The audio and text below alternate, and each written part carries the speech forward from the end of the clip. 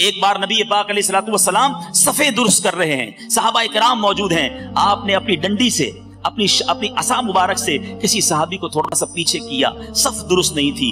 نبی پاک نے جب اعلان کیا کہ تم میں سے کسی کا حق آتا ہے تو مجھ سے لے لو، وہ صحابی کھڑے ہو گئے، کہتے یا رسول اللہ میں نے آپ سے بدلہ لینا ہے، آپ نے میرے پیٹ میں چھڑی ماری تھی، میرے پیٹ میں اپنی ڈنڈی سے اپنے عصا سے مجھے پیچھے کیا تھا، مجھے تکلیف ہوئی۔ صحابہ لرز گئے، یہ کیا کہہ رہے ہیں، نبی پاک سے بدلہ لیں گے؟ پیارے آقا علیہ السلام نے فرمایا آ جاؤ مجھ سے بدلہ لے لو۔ نبی پاک کے قریب پہنچے، کہا حضور جب آپ نے اپنا عصا میرے پیٹ پہ لگایا تھا نا، میرا پیٹ ننگا تھا، میرے پیٹ پہ کرتا نہیں تھا، آپ نے اس وقت کرتا پہنا ہوا ہے، آپ بھی کرتا اوپر کیجئے۔ صحابہ اور لرز گئے، یہ کیا کرنا چاہ رہے ہیں؟ نبی پاک نے اپنا کرتا بھی اوپر کر دیا۔ تاریخ نے ایسا منظر دیکھا ہوگا کہ آقا اپنے غلاموں کو کہہ رہا ہے کہ جس کو مجھ سے بدلہ لینا ہے لے لو، اور اپنا کرتا اوپر کر دیا۔ مگر دیکھو اس صحابی کا کمال، دوڑتے ہوئے گئے اور نبی پاک کے جسم سے لپٹ گئے، میرے آقا کے جسم کو چومنے لگے اور کہنے لگے آقا بدلہ نہیں لینا تھا، میری تمنا تھی کہ ایک بار مرنے سے پہلے میرا جسم آپ کے جسم سے ٹچ ہو جائے، مجھے پتا ہے کہ میرے جسم نے اگر آپ کے جسم کو چھو لیا تو پھر سے جہنم کی آگ نہیں جلائے گی۔ یہ ہے میرے آقا کی تعلیمات۔ معافی مانگتے تھے یار، میرے آقا اپنے غلاموں سے کہتے تھے مجھ سے بدلہ لے لو، اور میں ہوں کہ آج جس کا جو چاہے بیڑا غرق کر دوں، میرا ملازم ہے نا، کیا کر سکے گا؟ میرا ذرا سی غلطی کی منہ سے گالیاں نکلتی ہیں، ذرا سی غلطی کی اس کو کہتا جا نوکری سے تو فارغ ہے۔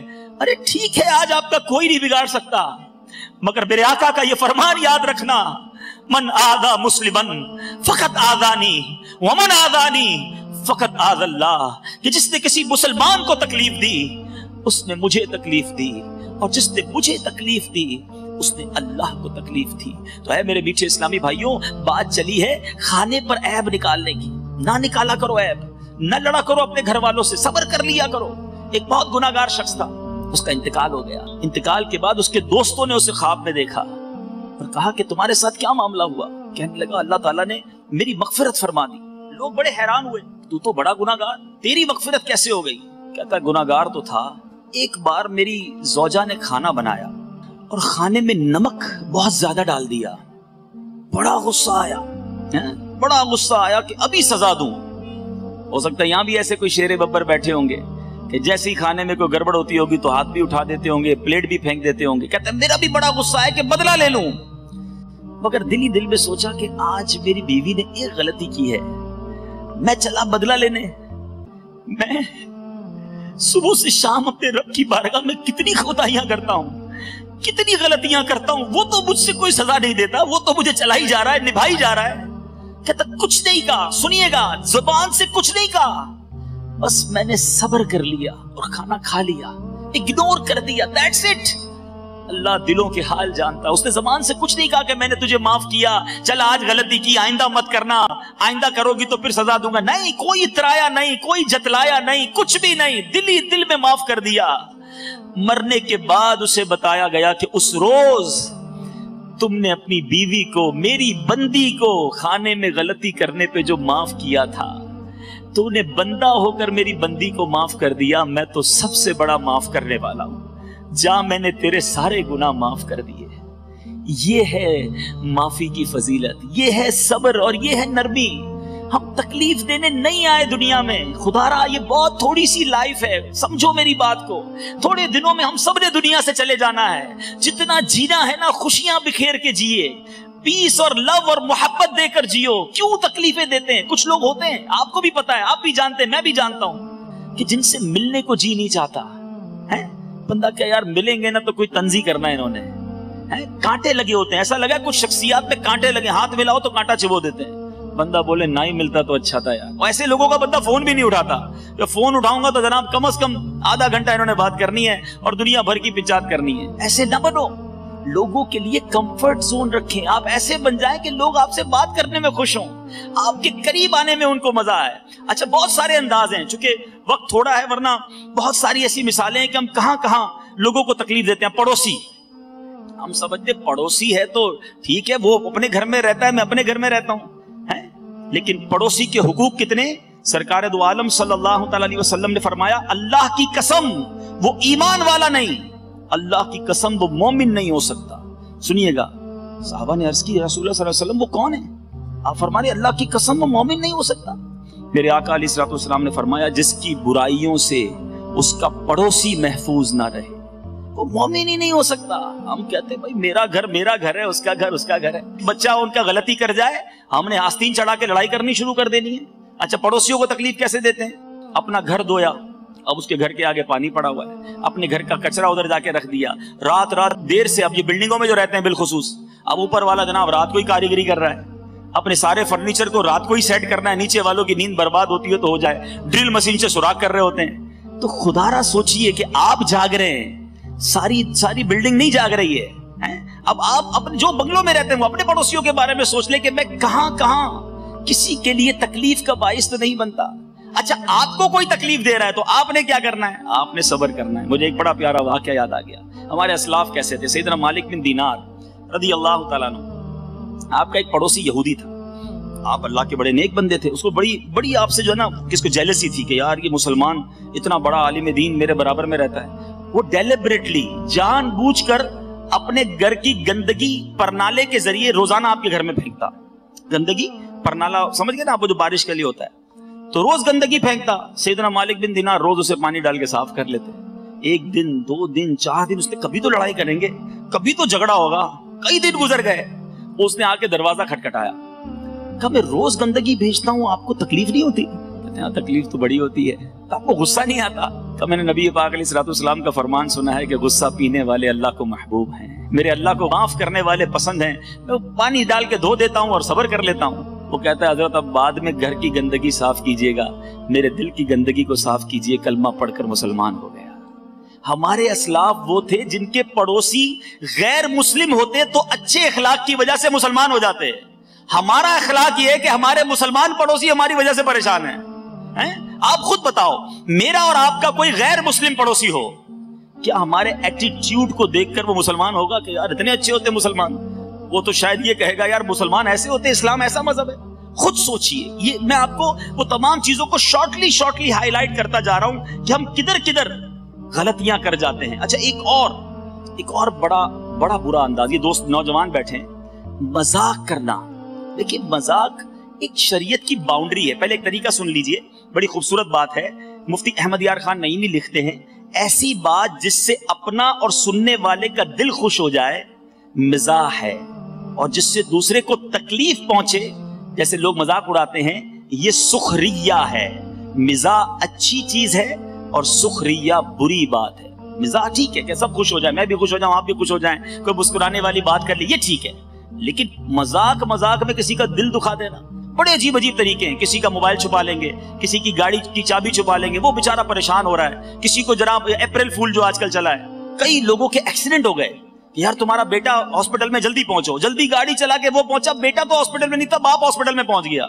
उनके मजाक के चक्कर में फोन में रात को उठा देना, किसी को रात को डरा देना। नहीं मेरे मीठे इस्लामी भाइयों, ये मजाक भी किसी को तकलीफ नहीं पहुंचा सकते। इतनी दिल खराश जिसको कहें, इतनी डराने वाली रिवायत है। मेरे आका अलैहिस्सलाम ने फरमाया, शोबुल ईमान की हदीस है, बिलाशुबा लोगों का मजाक उड़ाने वाले के लिए जन्नत का दरवाजा खोला जाएगा। वो तमाम मेरे नौजवान जो आज कहते हैं यार आज बड़ी तफरी हुई, फला को बड़ा तंग किया, वो तो रोने लग गया, आखिर में माफी मांग कर गया। सुनो, तकलीफ वाला मजाक आप नहीं कर सकते। क़यामत के दिन मजाक उड़ाने वालों के लिए जन्नत का दरवाजा खोला जाएगा, उसे बुलाया जाएगा, आओ करीब आओ। जब वो आएगा तो दरवाजा बंद कर दिया जाएगा। इसी तरह कई बार उसको बुलाया जाएगा कि आओ जन्नत में, वो जन्नत के करीब आएगा, दरवाजा बंद कर दिया जाएगा, फिर दरवाजा खोलकर बुलाया जाएगा, आओ आओ करीब आओ। मगर वो इतना मायूस हो गया होगा कि लगता है फिर जाऊंगा तो दरवाजा बंद हो जाएगा, इसलिए वो जन्नत में ही नहीं जाएगा। गोया जो दुनिया में लोगों को सताएगा, क़यामत के दिन उसको इस तरह बताया जाएगा कि तुम लोगों के साथ जो मजाक करते थे, आज जन्नत की तरफ बुलाकर दरवाजा बंद कर दिया जाएगा। ये अंदाज ना रखें, तकलीफ होती है। आप कहते हैं यार सामने वाला भी हंसता है जब मैं इसको मोटू बोलता हूं, जब मैं इसको छोटू बोलता हूं, जब कालू बोलता हूं, जब इसको कहता हूं तू लंगड़ा है, तू अच्छा तोतलाना। बेचारा जो तोतलाता है, जिसकी आवाज में थोड़ा सा फर्क होता है, उसके सामने उसी की आवाज में बात करते हैं और सारे दोस्त हंसते हैं, और वो भी बेचारा खिसियानी हंसी हंसता है। तो हम कहते हैं यार उसको बुरा नहीं लगता ना, पूछो उससे دل میں رو رہا ہوتا ہے کہ یا اللہ میں بھی صحیح بولتا تو آج دوست مذاق تو نہ اڑاتے. ارے اس کا رنگ کالا ہے, تمہارا گورا ہے, اللہ نے بنایا اسے. اس کا قد چھوٹا ہے, رب نے بنایا, تمہیں اللہ نے اچھا بنایا. اس پہ اترانا نہیں, اس پہ غرور کرنا نہیں. آج کسی کا دل دکھا رہے ہو, ایسا نہ ہو تو نعمتیں تمہیں رب نے دی ہیں تم سے بھی واپس چھین لی گئی. کبھی بھی اس طرح کسی کا مذاق نہیں اڑانا چاہیے. یہ بھی ایک انداز ہے لوگوں کا دل دکھانے کا اور تکلیف پہنچانے کا. میٹھے میٹھے اسلامی بھائیوں, اب آخر میں صدقہ و خیرات میں بھی کیا تکلیف پہنچاتے ہیں.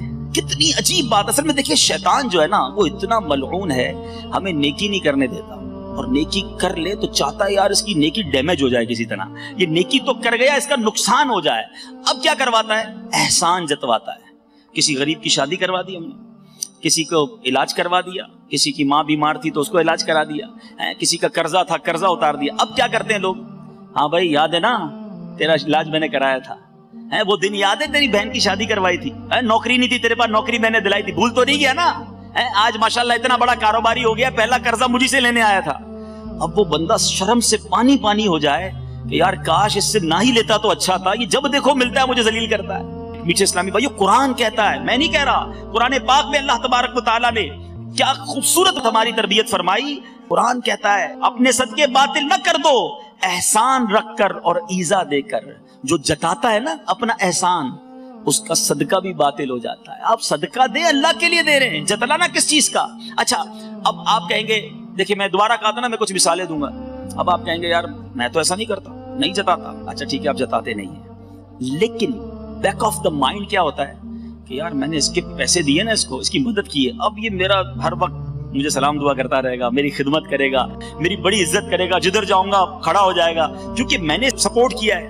یہاں تک ہمارا مائنڈ سیٹ ہوتا ہے کسی کو عمرے پہ بھیج دیں, کسی کو حج پہ بھیجیں, کیا بولتے ہیں بھائی ہر چکر میں میرے لیے دعا کرنا, میں نے دیے نا پیسے. اس کو کہتے ہیں یہ نہیں ہے میں نے دیے پیسے, دیکھ بھولنا نہیں. اب وہ بھی کہتا ہاں بھائی آپ کے تو نام پہ عمرہ بھی کروں گا, آپ کے نام پہ طواف بھی کروں گا, آپ کو کدھر سے بھولوں گا. اور ہم بھی شاید فون کر کے ہی پوچھتے ہوں آپ بھائی کتنی دعائیں کی میرے لیے.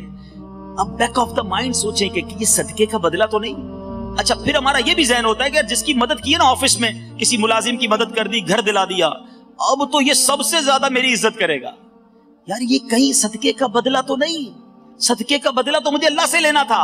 آئیے میں آپ کو بتاتا ہوں ہمارے اسلاف کیا کرتے تھے. بی بی عائشہ صدیقہ رضی اللہ تعالی عنہا, حضرت ام سلمہ رضی اللہ تعالی عنہا, ہماری امی حضور ہیں, امہات المومنین ہیں, ان کا ایٹیٹیوڈ کیا ہوتا تھا. یہ جب کسی کو صدقہ دینا ہوتا نا تو اپنے خادم کو بھیجتی, کہتی جا کے صدقہ دے آؤ, اگر وہ کوئی دعا دینا تو وہ دعا نوٹ کر کے لے آنا. وہ مثال کے طور پہ آ کر بتاتا کہ بی بی جان انہوں نے آپ کو 4 یہ والی دعائیں دی ہیں, تو آپ ہاتھ اٹھاتی اور وہی 4 دعائیں اس کے لیے کرتی, اس فقیر کے لیے, اور فرماتی دعا کے بدلے دعا ہو گئی, صدقے کا ثواب اللہ سے لیں گے. وہ دعا بھی نہیں چاہتی تھی کہ ہم کسی کو مدد کریں تو یہ دعا کریں. ہم کیا کہتے ہیں, یار بابا میرے لیے ذرا خاص دعا کرنا, میرا کام اٹکا ہوا ہے. اٹ مینز کہ میں نے جو دیا ہے مجھے اس کے بدلے تم سے کچھ چاہیے. ایک تو احسان جتانا وہ تو بہت ہی برا, وہ تو باطل کر دیتا ہے, مگر پیوریفیکیشن یہ ہے, صدقے کا کمال یہ ہے کہ آپ کسی کو صدقہ دیں, کسی کی مدد کریں, اس کے بعد یہ امید نہ رکھیں کہ اس سے مجھے کچھ ملے گا. ارے میں نے دیا رب کے لیے ہے, میں رب سے اس کا انعام چاہتا ہوں. میٹھے اسلامی بھائیو, اس کا اصل کانسیپٹ پتہ ہے کیا, غلطی کیوں کر جاتے ہیں ہم. اصل میں ہم یہ سمجھتے ہیں کہ میں نے زکوٰۃ دی ہے, میں نے صدقہ دیا ہے تو یہ میرا احسان ہے, جبھی تو آپ اس سے کچھ بیک چاہتے ہیں نا, اس کا کچھ بدلہ چاہتے ہیں. یہ غلطی ہے. علماء کہتے ہیں, امام غزالی کمال بات لکھتے ہیں, احیاء العلوم میں آپ لکھتے ہیں, صدقہ دینے والے کا احسان نہیں ہے, یہ صدقہ لینے والے کا, زکوٰۃ لینے والے کا تم پر احسان ہے کہ تمہارا میل لے گیا, تمہارا برڈن دور کر گیا, تمہیں ایک فریضے کی ادائیگی میں اس نے مدد کی ہے. ہونا تو یہ چاہیے کہ میں صدقہ دوں, خیرات دوں, اور اس کا شکریہ بھی ادا کروں کہ بڑی مہربانی آپ مجھ سے, میرا فریضہ آپ نے ادا کر دیا. آج بندہ مسجد کو, مدرسے کو, اگر کسی مذہبی شخصیت کو چندے دیتا بھی ہے تو اس کو دھکے کھلاتا ہے, آج نہیں آنا پرسوں آنا, پرسوں نہیں آنا 4 دن بعد آنا. وہ بیچارہ وہ غریب آدمی دھکے کھا رہا ہے. ارے اس پر تمہارا احسان نہیں ہے, آپ پر اس کا احسان ہے کہ وہ آ کر آپ کا میل لے کے جا رہا ہے اور آپ کا ایک فرض ادا کرنے میں آپ کا سپورٹر بن رہا ہے. تو بہرحال میٹھے اسلامی بھائیوں, بہت سارے طریقے ہیں. ایک اور طریقہ بتا دوں آخر میں کہ اب ایک اور غلطی کیا کرتے ہیں, کسی کا خط پڑھنا. میرے آقا علیہ الصلوۃ والسلام نے فرمایا, حدیث کا خلاصہ ہے, جس نے کسی کا خط بلا اجازت پڑھا اس نے جہنم میں دیکھا, آگ میں دیکھا.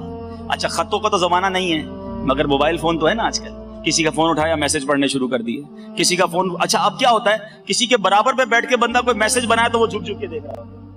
ارے اللہ کے بندے, آپ کا کام ہی نہیں ہے کہ آپ کسی کی پرائیویسی میں دخل کریں. یہ بھی تکلیف ہے مسلمانوں کو, اور یہ آگ میں دیکھنا فرمایا نبی پاک نے.